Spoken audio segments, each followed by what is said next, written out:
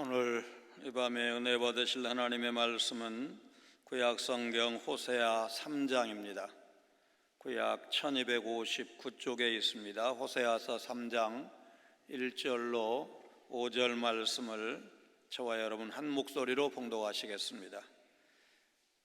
호세아서 3장 1절로 5절입니다. 1절 같이 읽겠습니다. 여호와께서 내게 이르시되 이스라엘 자손이 다른 신을 섬기고 건포도 과자를 즐길지라도 여호와가 그들을 사랑하나니 너는 또 가서 타인의 사랑을 받아 음녀가 된 그 여자를 사랑하라 하시기로 내가 은 15개와 보리 한 호멜반으로 나를 위하여 그를 사고 그에게 이르기를 너는 많은 날 동안 나와 함께 지내고 음행하지 말며 다른 남자를 따르지 말라. 나도 내게 그리하리라 하였노라. 이스라엘 자손들이 많은 날 동안 왕도 없고 지도자도 없고 제사도 없고 주상도 없고 에봇도 없고 드라빔도 없이 지내다가 그 후에 이스라엘 자손이 돌아와서 그들의 하나님 여호와와 그들의 왕 다윗을 찾고 마지막 날에는 여호와를 경외함으로 여호와와 그의 은총으로 나아가리라. 아멘. 호세아서는 하나님의 사랑과 거룩하심을 강조한다는 점에서 내용상 신명기를 떠올리게 됩니다. 오직 하나님만이 완전하시고 절대적으로 사랑하실 수가 있습니다. 하나님은 온전히 거룩하신 분이지만 인간의 최선의 노력을 무시하지 않으십니다. 하나님은 절대적으로 사랑하시는 분이지만 완전하지 못한 것을 묵과하지 않으십니다. 그래서 하나님은 회개한 반역자들에게 사랑으로 의로움이라는 선물을 주셔서 이 문제를 해결하십니다. 그러나 인간에게는 언제나 회개가 문제가 됩니다. 호세아 선지자는 이스라엘이 하나님께 돌아와야 한다고 촉구했습니다. 하나님께서는 이스라엘을 변함없이 사랑하고 계시기 때문입니다. 심지어 그는 하나님과의 관계가 소원해진 이스라엘에게 하나님께서 바라시는 것이 재결합이라는 것을 극적으로 보여주기 위해서 음란한 창녀 고멜과 결혼하기도 했습니다. 우리는 하나님과의 지속적인 사랑을 깨달아 하나님을 신뢰하지 않았던 죄를 회개해야 되고 창조주 하나님을 우리의 구원자로 모셔야 합니다. 음란한 여자 고멜과 호세아의 사랑 이야기는 이스라엘을 향한 하나님의 사랑이 얼마나 크고 기이한지를 잘 보여주고 있습니다. 고멜은 선지자 호세아의 아내가 되었음에도 불구하고 아이를 셋까지 낳았는데도 불구하고 남편도 자녀들도 버리고 다른 남자를 따라갔습니다. 다른 우상에게 마음을 빼앗겨서 우상 섬기는데 또 그걸 즐기는데 정신이 팔린 이스라엘 백성처럼 말입니다. 여호와 하나님은 1절에서 호세아에게 타인의 사랑을 받아 음녀가 된 그 여자를 사랑하라 명령을 하십니다. 여호와께서 내게 이르시되 이스라엘 자손이 다른 신을 섬기고 건포도 과자를 즐길지라도 여호와가 그들을 사랑하나니 너는 또 가서 타인의 사랑을 받아 음녀가 된 그 여자를 사랑하라 하시기로. 이 명령은 여호와께서 호세아에게 음란한 여자를 맞이하라 하신 호세아서 1장 2절에 기록된 하나님의 이전 명령과 아주 비슷한 것을 알 수가 있습니다. 3장에서 언급된 여인이 1장에 나오는 고멜일까 아닐까, 동일 인물이다 아니다, 학자들 간의 입장이 나뉩니다. 3장의 여인을 고멜로 보는 학자들은 1장과 3장이 같은 사건에 대한 다른 설명이다 그렇게 설명을 하거나 여호와께서 한 여인 고멜에 대해서 호세아 선지자에게 두 가지 다른 명령을 주신 것이다 이렇게 설명을 합니다. 그러나 먼저 1장과 3장이 같은 사건인데 다른 설명이다, 이것은 타당성이 적어 보입니다.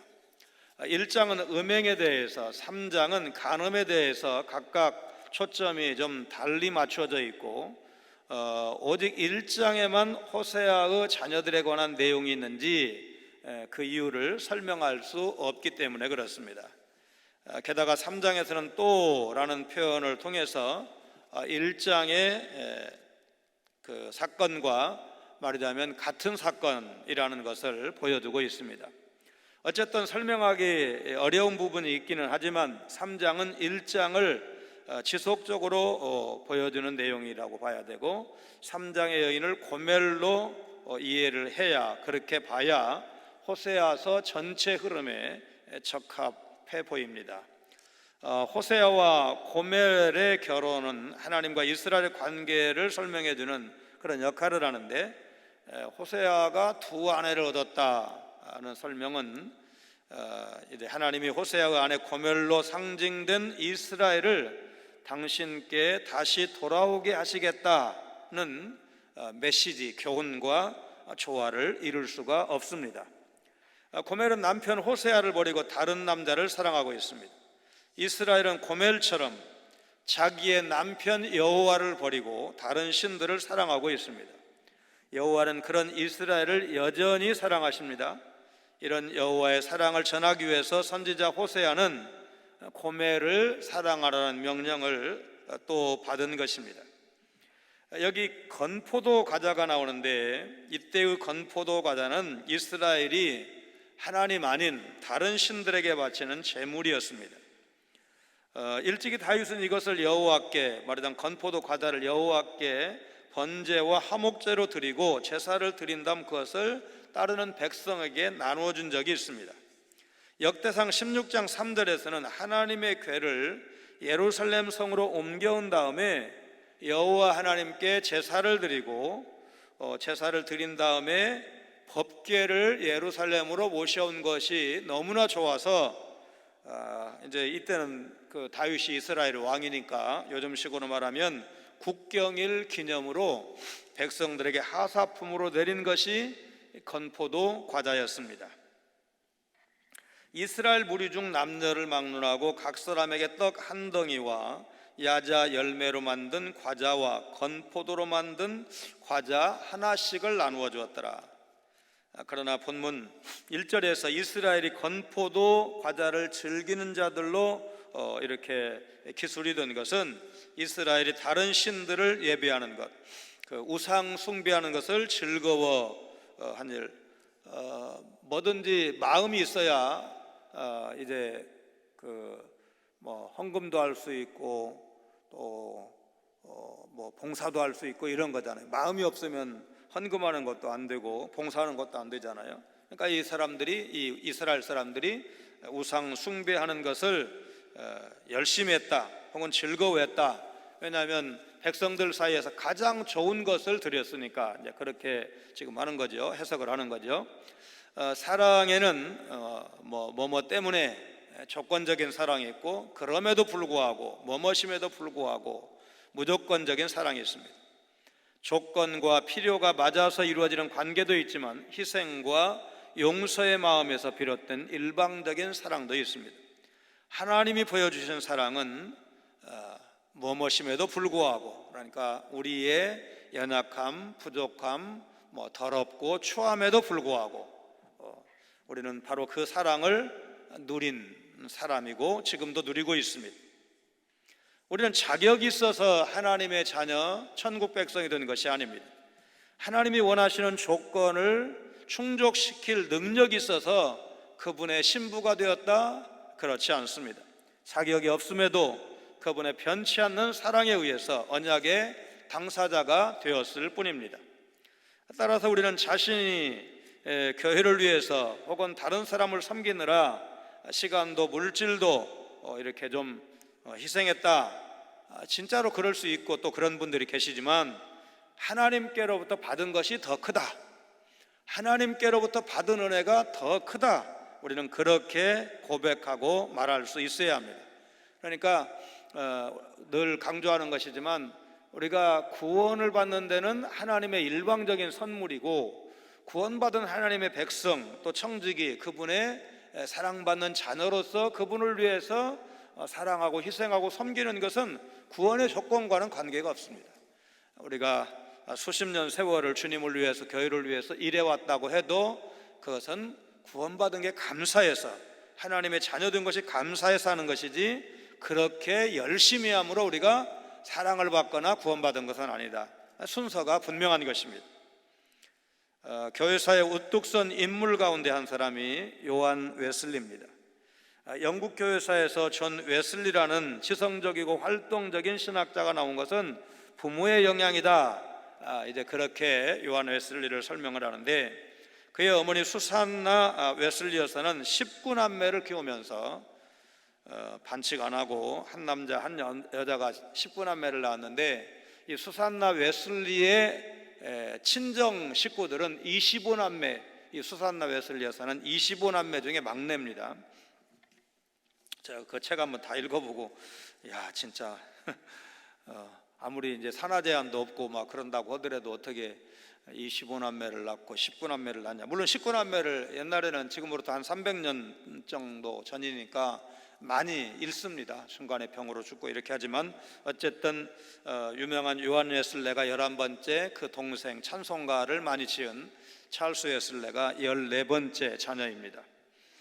자, 이 어머니가 19남매를 키우면서도 자녀들에게 예의범절, 기초 학문을 아주 열심히 철저하게 교육을 시켰는데, 옆에서 지켜보던 남편이 보이고, 남편도 목사인데 이제 웨슬리 아버지가 봐도, 야 진짜 내 아내는 정말 인내심 하나 끝내준다, 인내할 줄 아는 사람이다. 그래서 한 번은 이렇게 말한 적도 있다고 합니다. 여보, 도대체 어떻게 저렇게 말썽 피우는 아이들에게 지치지도 않고 한결같이 같은 말로 타이를 수 있는 거요. 벌써 한 20번은 되는 것 같소. 이렇게 말했다는 거죠.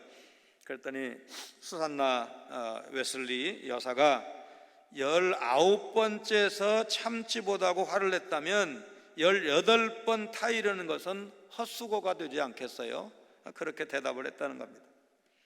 내 잘못에도 실수와 허물에도 하나님이 바로 벌을 주시지 않는 것은 나를 사랑하시기 때문이고, 내가 죄를 스스로 깨달아 바로 서기를 바라시기 때문입니다. 모든 상황 가운데서 우리를 인도하시는 하나님이시다, 하나님이 오래 참으셨다는 사실을 여러분 꼭 기억을 하시기를 바랍니다. 이스라엘은 고멜이 남편 호세아 선지자와 자녀들을 버리고 다른 남자를 찾아간 것처럼 하나님의 마음을 아프게 했고, 요즘 쉬운 말로 하나님 얼굴에 먹칠을 해온 백성들입니다. 그런데 하나님이 이런 음란한 이스라엘을 포기하지 않으시고 자기 백성을 향해서 여전히 변치 않는 사랑을 호세아와 이 고멜의 관계를 통해서 보여주고 계십니다. 로마서 5장 8절 말씀처럼 사랑받을 자격이 없는 사람을 사랑하심으로 하나님은 우리에 대한 자기의 사랑을 확증하셨습니다. 고멜과 같은 우리라도 하나님의 여전하고 귀한 사랑을 깨달으면 제대로 된 은혜, 내가 하나님 앞에 얼마나 죄인인지 스스로 깨닫게 되면, 그러면 거룩한 삶을, 말하자면 내가 이런 사람이었는데 하나님이 나를 구원하셨고 나를 여전히 사랑하신다는 사실 때문에 우리가 그분을 신랑으로 모시고 거룩한 삶을 살아갈 수가 있는 것입니다. 말하자면 이 그 하나님 만난 은혜의 체험이 분명해야 삶이 달라지지, 예수 믿고 나서 삶이 변화되지 않았다 그러면 제일 먼저 말하자면 질문하는 거, 침례교인들이 그런 질문을 잘 하는데, 당신 거듭났습니까? 이렇게 묻잖아요. 거듭났느냐고. 그럼 거듭났다는 것이 뭡니까?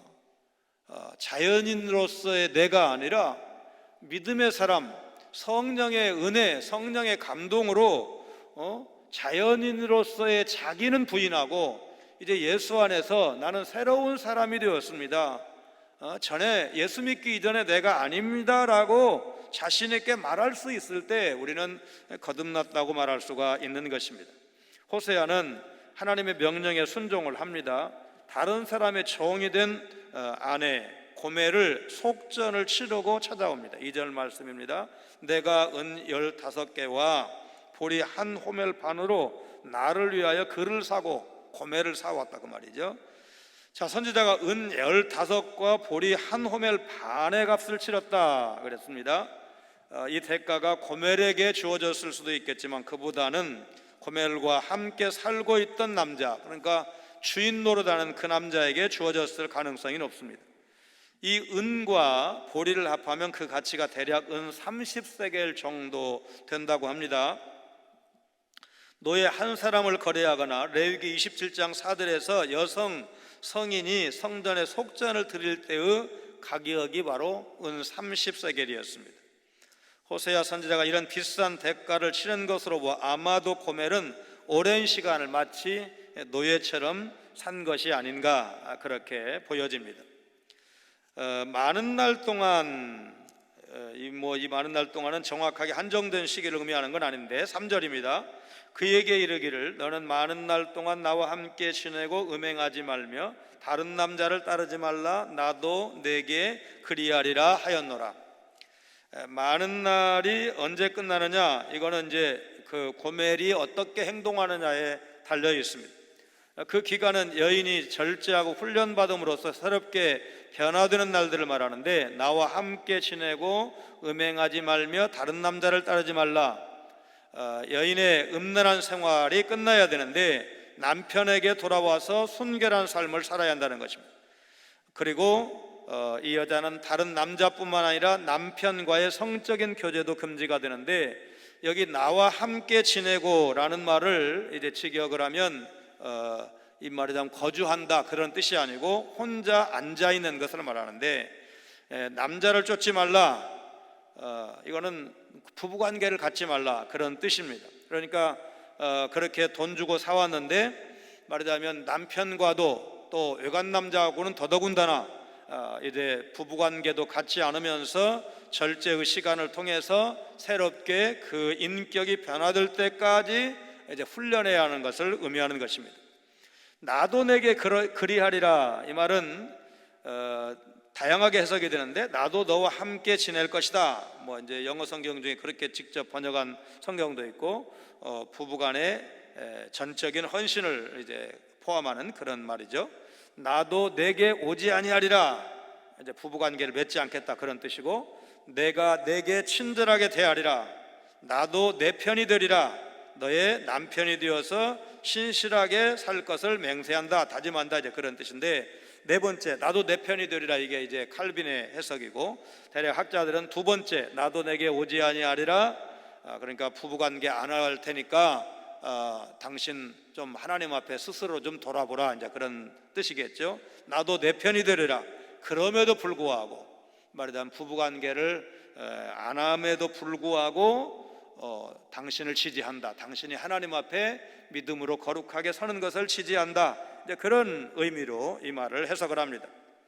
하나님은 이처럼 이스라엘에게 회개의 기회를 주시고 새로운 언약 아래 새롭게 변화될 때까지 인내하실 것입니다. 이런 사상은 하나님의 오래 참으심과 긍휼 가운데 이스라엘이 결국 회복될 것을 암시하는 말씀입니다. 영국의 한 신문사 정문에 다음과 같은 쪽지가 붙어 있었습니다.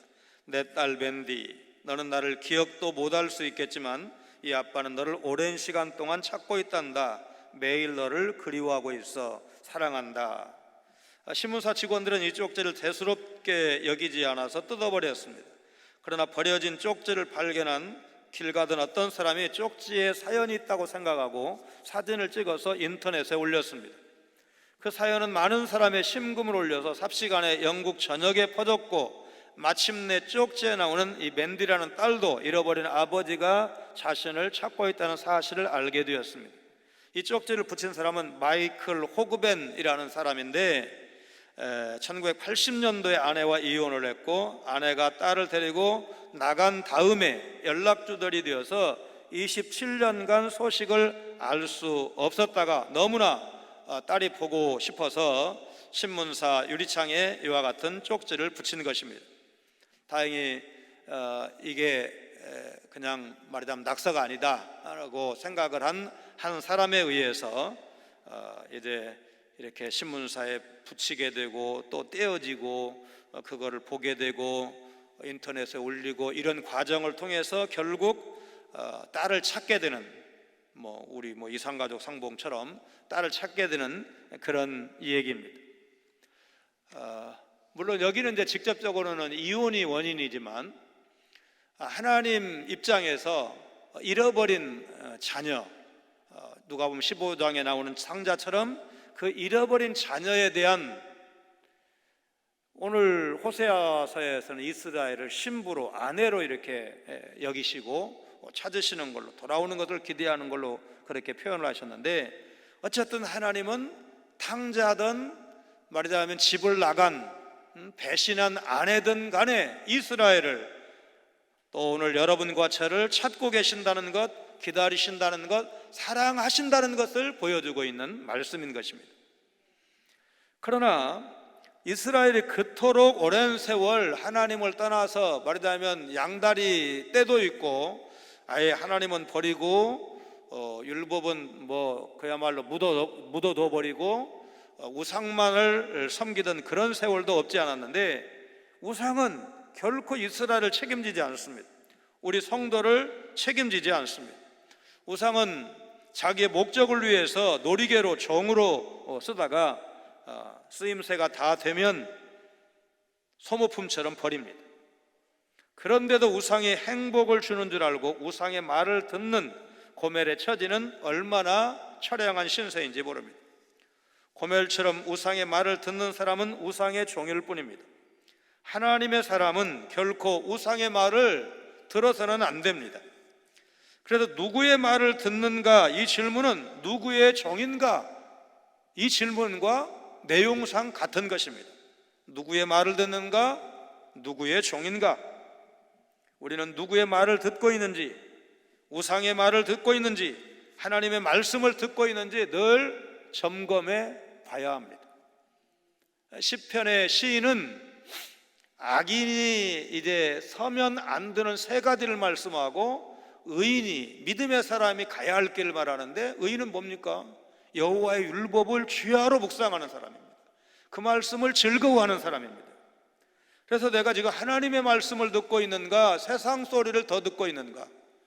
여러분, 저도 한국 사람이고 유교적인 또는 불교적인 그런 배경이 제 속에 없다고 할 수 없습니다. 그러나 우리는 무늬만 명목상 그리스도인이 아니고 우리의 속사람까지도 하나님의 사람이어야 되고 말씀의 사람이어야 되고 성령의 인도를 받는 사람이어야 됩니다. 그러니까 예를 들어서 한국 사람들이 재수없다는 표현 쓰잖아요. 재수없다는 표현 언제 쓰는지 아마 이렇게 좀 이제 그래도 중직자고 이러니까 그 말을 잘 안 쓰지만, 언제 그 말을 쓰는지를 우리가 알고 있다, 그 말이에요. 예. 어떤 분이 그 아침 6시 어둑어둑할 무렵에 하얀 옷을 입고 택시를 타려고 손을 드는데, 그때 아직 사람들이 많이 다니는 때가 아닌데, 그러니까 빈 택시가 많이 지나가는데 택시가 하나도 안 서는 거예요. 택시기사가 하얀 옷을 입은 여자를 보고 뭐 없을까 봐서, 잘 모르셔요? 재수 없을까 봐서, 그날 재수 없을까 봐서 흰 옷 입은 여자를 안 태웠다는 거 아니에요. 그러나 예수 믿는 사람은 생각을 좀 바꾸면 그럴 리가 없죠. 흰 옷 입은 사람이 재수 없는 사람이 아니에요. 무슨 옷이 내 스타일이 아니어서 그 사람이 재수 없는 사람이 아니에요. 택일 얘기는 여러 번 했고요. 이사할 때 좋은 날 하는데, 우리는 말하자면 서로 집 비워주고 또 이렇게 전세금이나 또 잔금 받고 이런 게 있으니까 날짜를 맞추는 거는 불가피하겠지만, 만약에 그런 것이 좀 잘 맞아떨어진다면 우리는 이삿짐 센터에 대해서 사장님이 얘기하는 그 손 있는 날 우리 하겠다고, 그렇게 하면 최소한 웃돈 더 달라고는 안 할 거 아니에요. 좋은 날은 이날 너무 좋은 날이라 막 몇 군데서 해달라고 그러는데 이 집 이렇게 해준 거라고 생색 낼 거 아니에요. 생색 실제 내는 거 봤어요. 그래가지고 말하자면 수고했다고 좀 보너스 좀 받으려고, 팁 좀 받으려고 그렇게 말하는 걸 들은 적이 있는데, 우리는 그거 뒤집을 수 있잖아요. 사장님이 생각할 때 제일 재수없는 날 우리는 하겠다고. 왜? 하나님이 만드신 모든 날이 다 좋은 날인데 누가 기준을 가지고 재수없는 날이요? 여러분, 그건 잘못된 거지요. 창세기를 제대로만 우리가 하나님 말씀으로 믿는다면 하나님이 만드신 모든 날이 좋은 날인데 손 있는 날이 어디 있고 손 없는 날이 어디가 있어요? 하나님이 만드신 모든 날은 다 좋은 날인 줄로 믿습니다. 아침에 눈 뜨면, 새벽에 눈 뜨면 하나님 오늘도 좋은 날인 줄로 믿습니다. 만나는 사람마다, 처리하는 일마다 오늘 좋은 결과가 있게 해주시옵소서. 왜? 하나님이 주신 좋은 날이니까. 사실 고멜의 미래 정해져 있습니다. 우상에게 유혹만당하고 폐인으로 내쳐질 운명이었을 뿐입니다. 4절 말씀입니다. 이스라엘 자손들이 많은 날 동안 왕도 없고 지도자도 없고 제사도 없고 주상도 없고 에봇도 없고 드라빔도 없이 지내다가, 자, 이스라엘 자손들이 많은 날 동안 그랬는데, 이 말은 음란한 여인 고멜의 절제 기간은 이스라엘의 포로 기간을 상징하고 이스라엘 백성들이 회개해야 할 그 일정한 시기를 의미하는 것입니다. 그러니까 하나님께서 고멜, 말하자면 호세아로 고멜을 받아줄 때, 여러분, 그 호세아도 남자인데 그게 쉽겠습니까? 쉽지 않겠습니까? 여러분, 하나님 명령했으니까 그냥 아무 일 없었다는들 그날 저녁부터 뭐 잠자리 같이 하고, 이게 여러분 쉽겠습니까? 그래도 하나님 앞에 남편을 향해서 일정한 만큼 자기 성찰을 하고 좀 기도하고, 오늘 우리 같으면 말씀을 통해서 생각을 좀 바꾸고 내가 많이 벗어났구나, 많이 이탈했구나, 사실 이렇게 살아야 되는데 이렇게 못 살았구나, 그래서 그 반성하는 모습을 좀 보여야 될 거 아닙니까? 하나님이 그거를 원하시는 거죠. 그리고 국가적으로 봤을 때 이스라엘은 바벨론 70년을 의미하는 것입니다. 왕도 없고 지도자도 없다. 이 말은 이스라엘의 자주적인 통치권, 행정이 없는 것을 표현하는 건데, 이 군은 방백과 같이 이스라엘의 지도자들을 의미합니다. 제사도 없고 주상도 없다. 이 말에서 이 제사는 여호와께 드리는 희생 의식으로서 이스라엘의 종교 행위를 상징하는데, 자, 여기 주상도 없다. 주상은 창세기 28장에 야곱이 형 에서의 낯을 피해서 도망가다가 베델에서 이제 하룻밤을 자게 되죠. 그래서 잠에서 깨어가지고 돌을 가져다가 기둥으로 세우고 그 위에 기름을 붓고 그곳 이름을 베델이라 하였더라고 할 때 이 기둥이 바로 주상입니다. 그러던 것이 세월이 가면서 제단 곁에 세우는 종교적 숭배물로 인식되거나 이교적인 우상과 관련이 되었습니다.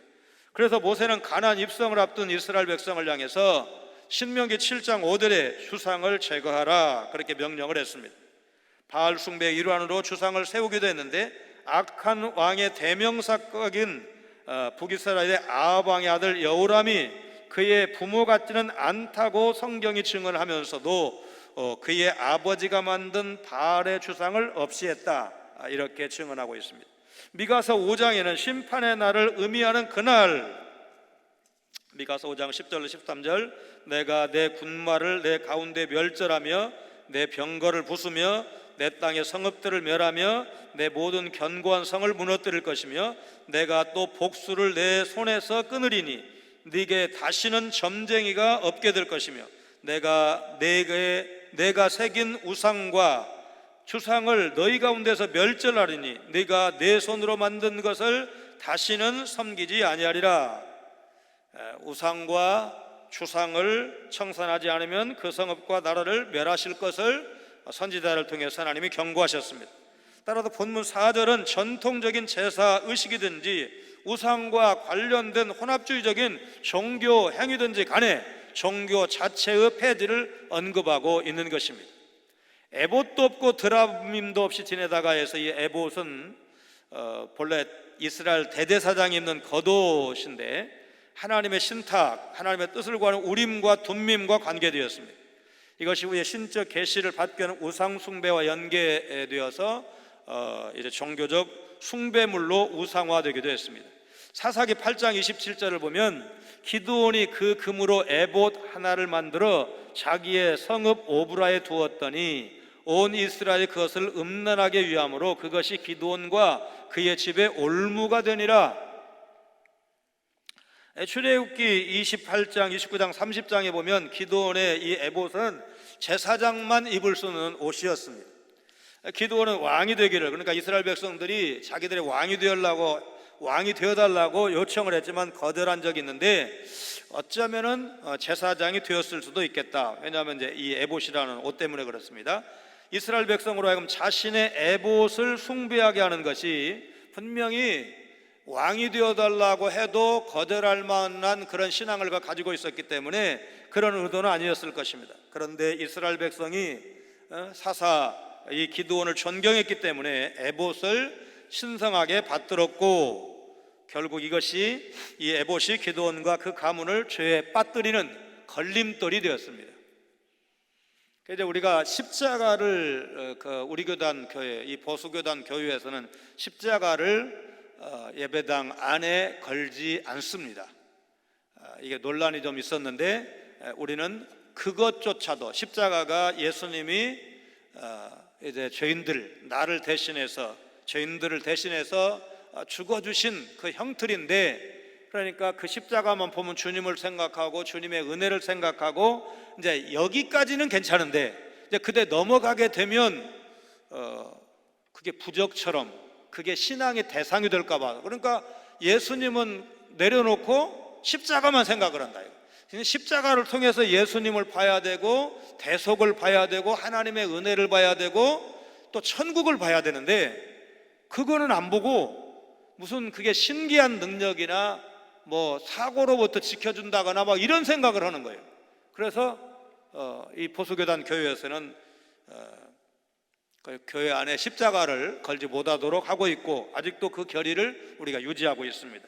우리 원로 목사님보다 이제 뭐 총씨는 후배시지만 총회장은 한 회기 먼저 하신 분, 그 교회에 총회 때 이 십자가가 있어가지고 결국은 총회 끝나면은 그 십자가 떼는 걸로 그렇게 총회에서는 넘어갔는데, 왜냐하면 총회 닷새 동안 하는데 우리 교단 안 하기로 했는데 왜 여기는 이제 총회장들은 교회에 왜 이걸 해놨냐 말썽이 났어요. 그래서 이제 하여튼 총회는 끝나고 그 다음에 하겠다 그랬는데 그 뒤에도 안 치운 걸로 알고 있습니다. 그러니까 이제 그거는 이제 그 교회에 좀 칼라가 좀 있는 거예요. 그 목사님 혹은 그 교회가. 그러나 이제 우리 교단 교회에서는 뭐 그 교회 빼놓고는 제가 아는 한은 십자가를 걸어놓은 교회가 없습니다. 이 드라빔은 에봇도 없고 드라빔도 없이 지내다 그랬네. 드라빔은 창세기 31장 19절을 보면 야곱의 아내가 된 라헬이 그 아버지, 친정아버지 라반이 양털을 깎으러 사이에 아버지 집, 자기 친정집 수호신인 드라빔을 도둑질했다. 거기 분명히 도둑질했다고 되어 있어요. 그러면 뭐라고 믿었기 때문에 그렇게 아버지 집에, 친정집에 드라빔을 훔쳐왔을까? 미래를 예언하는 이제 그런 능력이 있다고 믿었습니다. 그러니까 이 크기는 작은데 뭐 휴대용 우상이다 이렇게 생각하면 돼요. 휴대용, 늘 들고 다녔어요. 왜냐하면 나중에 아버지가 쫓아왔을 때 뭐라고 그 어디다 숨깁니까? 말하자면 엉덩이다 깔고 앉고 일어나 보라 그러니까 경수가 나서 내가 움직일 수 없다고 이렇게 해가지고 딱 버티고 있어가지고 그 우상을 숨기는 데 성공을 했습니다. 나중에 이게 말하자면 가정에, 믿는 가정에 이게 있으면 안 되는데 청산을 해야 되는데 못했기 때문에 사실은 35장에 베델로 올라갈 때 우상을 청산을 합니다. 이 우상을. 그러니까 34장에 딸이 강간을 당하고 수치를 당하는 그런 어려운 일을 만나고 나서야 야곱이 정신을 차린 거예요. 이게 안 되는 거죠. 우상이니까. 따라서 에봇과 드라빔이 없어진다는 것은 하나님을 섬기는 일에 관련된 혼합주의적 우상 숭배가 종말을 고하게 되는 것을 의미하는 것입니다. 이스라엘은 정치적, 종교적인 암흑기를 맞게 될 것입니다. 그러나 이 기간은 이스라엘에게 있어서 참유의 기회이고 인내와 시련을 통한 훈련의 시기가 될 것입니다. 자, 5절 말씀입니다. 그 후에 이스라엘 자손이 돌아와서 그들의 하나님 여호와와 그들의 왕 다윗을 찾고 마지막 날에는 여호와를 경외함으로 여호와와 그의 은총으로 나아가리라. 이스라엘이 패망한 상태에서 다른 신들을 버리고 정해진 기간을 지낸 후에 하나님 여호와와 왕 다윗을 찾을 것이다. 그러고 난 다음에 드디어 마지막 날들에는 여호와께 경외함으로 나아갈 것이다. 예레미야 30장 9절에 가면 북이스라엘이 찾게 될 것이라고 하나님이 선포하시는 다윗은 훗날 유다도 자신들의 왕으로 세울 자입니다. 예레미야 선지자에 의하면 하나님이 정하신 회복의 시기에 이스라엘 자손들과 유다 자손들이 함께 울면서 여호와께 나올 것이다. 예레미야 50장에 이제 지금 현재 새벽 기도회 때 예레미야를 우리가 계속해서 강론하고 있는데 그런 내용입니다. 여호와는 이스라엘과 유다 모두에게 가증한 우상을 제거하시고 그들을 순결하게 하신 다음에 그들 모두에게 한 목자로 여호와의 종 다윗을 세우실 것이다. 이건 에스겔서 37장 15절 이하의 말씀입니다. 여기서 언급된 통일된 하나님 나라의 왕 다윗은 종말에 하나님의 온 교회를 통치할 왕을 가리키는데, 이렇게 얘기하면 이분이 문자적 다윗이 아니고 메시아 예수님이라는 사실을 우리가 금방 눈치챌 수가 있습니다. 지금 미국에서는 메이저리그 월드 시리즈가 열리고 오늘 1차전이 있었는데, 1차전은 작년까지 유현진 선수 또 옛날에 박찬호 선수가 뛰었던 LA 다저스가 1차전을 이겼죠. 최지만 선수 팀인 템파베이를 이겼습니다. 그 메이저리그에서 18번이나 올스타에 뽑힌 강타자 로드니 카르가 타임지와 인터뷰를 할 때였습니다. 기자가 선수 생활하면서 가장 중요한 깨달음을 얻은 순간이 언제냐 물었더니 이 로드니 선수가 이렇게 대답을 했습니다. 경기를 마치고 집에 돌아가서 가족을 만나는 순간입니다. 기자는 경기장이 아닌 또는 큰 상을 받았을 때가 아닌 가정이라는 의외의 대답을 듣고 그 이유를 묻습니다. 아이들은 하루 종일 내가 집에 오기만 기다립니다. 내가 안타를 하나도 못 치고 수비에서 최악의 실수를 해도 신경 쓰지 않습니다.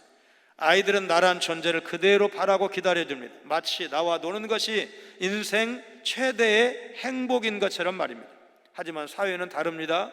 제 성적에 따라 평가도 달라지고 인기도 달라집니다. 그래서 많은 부작용이 생기죠.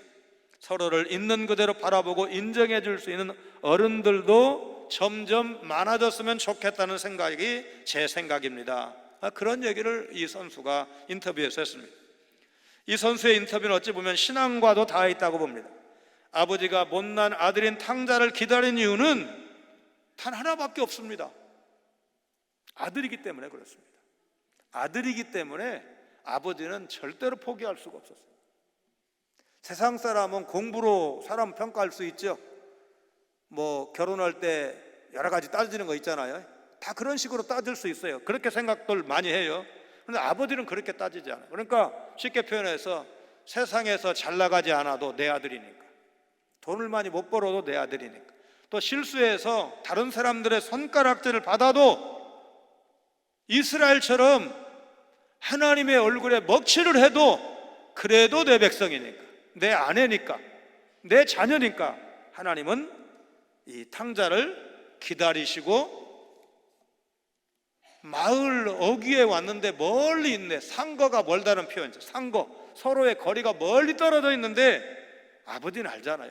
아들도 역시 아버지를 알잖아요. 그러니까 아들이 달려와서 아버지 죄송합니다 하고 넙죽절을 하고 이래야 되는데 아버지가 아들을 향해서 달려가지 않습니까? 그것이 곧 하나님의 마음 아니겠습니까? 이스라엘도 죗값으로 많은 날 동안 정치적, 종교적인 암흑 속에서 지내야 했습니다. 이처럼 하나님을 떠난 사람이 얼마나 많은 고생을 해야 할지, 더 많고 더 좋은 행복을 찾아 떠나보지만 오직 하나님의 사랑을 잃어버렸을 때, 오직 한 분 하나님을 떠났을 때 겪는 고통은 이스라엘의 70년, 우리 35년 그 일제 시대를 겪었잖아요. 그 갑절에 정확하게 70년 포로 생활. 여러분, 내 나라가 식민지가 되는 것도 치욕스럽고 고통스럽지만 여러분, 그 바벨론의 포로로 끌려간 건 그것과는 비교가 되지 않습니다. 그런 고난을 겪어야 했습니다. 골짜기가 깊으면 산도 높다는 말이 있듯이 죄의 쓴맛을 경험했던 사람이 회개하고 돌아올 때 하나님이 베푸시는 은총이 얼마나 크고 감사한지를 간직할 수가 있습니다. 하나님은 아무런 공로 없는 여러분과 저를 하나님의 자녀라고, 너는 내 것이라고, 내가 신랑 되어서 너를 신부처럼 맞이할 것이라고, 우리에게 구원의 은총을 넘어서 그 보좌에 함께 앉게 해주시겠다고, 우리가 요한계시록 그 강론을 통해서 계속해서 그 말씀을 또 살펴보고 있지 않습니까? 그렇게 하나님은 우리를 영접하시고 기다리고 계신다는 사실을 생각하면서 그 사랑에 늘 감격하고 감사하고 찬양하고 예배 생활에 힘쓰시고, 나는 천국 백성이고 하나님 앞에 서야 되고 하나님의 아내로 그리스도 예수님의 어린 양의 신부로 그 앞에 설 날이 오고 있다는 사실을 생각하시면서 남은 날 그 주님 앞에 정결한 신부로 서시는, 그걸 준비하시는 깨어있는 여러분 모두가 되시기를 주의 이름으로 축원합니다. 거룩하신 하나님, 우상을 섬기며 패역한 이스라엘 백성을 향한 하나님의 한결같은 사랑을 선지자 호세아의 입을 통해 다시 한번 들으며 오늘 우리의 신앙생활과 하나님 사랑을 돌아보게 하시니 감사를 드립니다. 이스라엘 백성이 다른 신을 섬기고 우상 숭배를 일삼는다 할지라도 그 백성에 대한 하나님의 멈추지 않는 사랑을 생각하면서 우리를 사랑하시는 그 헤아릴 수 없는 사랑에 감사와 찬양을 드리지 않을 수 없음을 고백을 합니다. 하나님으로부터 말로 할 수 없는 사랑을 입었음에도 불구하고 하나님 아닌 다른 것, 우상, 다른 욕망에 한눈 파는 고멜과 같은 어리석은 삶이 되지 않도록 날마다 말씀 위에 굳건히 서게 하시고 받은 은혜와 사랑을 잊지 않는 저희들 모두가 되게 하여 주옵소서. 우리 중에 믿음이 연약한 사람은 우상이 오라 하면 오고 가라 하면 가는 어리석은 삶을 살고 있사오니 속히 그 삶을 깨끗이 청산하게 하시고 오직 하나님의 말씀만 듣고 순종하는 말씀 중심의 거룩한 삶에 힘쓰게 하여 주옵소서. 더 늦기 전에 불러주시고 믿게 하시고 주님 모시고 살게 하신 은혜 감사를 드립니다. 아직도 이 부르심과 그 크신 사랑을 모르는 이웃들이 저희들 곁에 많이 있사오니 이 사랑 전할 수 있는 저희들 되게 하여 주옵소서. 온갖 좋은 것은 하나님께로부터 온다는 사실을 생각하며 세상 것에 대해서 너무 많이 매달리지 않는 믿음의 사람들 다 되게 하여 주옵소서. 예수님 거룩하신 이름으로 간절히 기도하옵나이다. 아멘.